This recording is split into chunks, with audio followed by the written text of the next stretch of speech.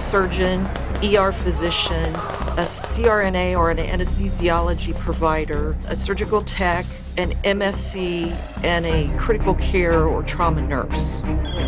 Our entire lives are out of these 14 bags that weigh a total of 1.5 tons. We can set up anywhere. And then be light enough and be mobile enough to move to another location based on the tasking.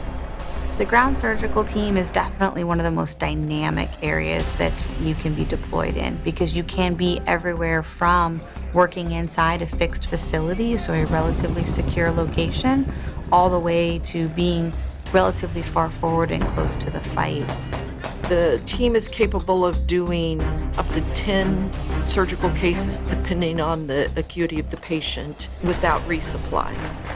In the current construct, the ground surgical team training happens 12 times a year, but we train 2 teams with each class. And we try and bring them up to one common level of knowledge and medical understanding of terminology. We stress them as hard as humanly possible in situations that pushes them, and we can see them starting to break down. The team has to consider the strengths and weaknesses of one another and how they can best apply that to the clinical situation. Everybody really has to step out of their comfort zone, and in order to be successful, you have to know that you have a strong team working alongside you to do that.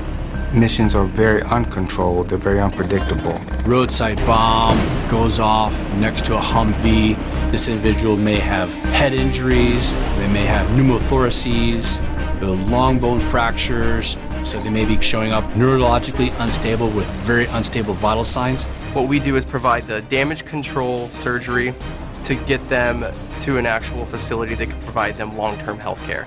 I knew that this was my skill set and my passion, and I knew if I brought that out there to the soldiers, the airmen, whoever we're serving, that I could do a lot of good and bring people home.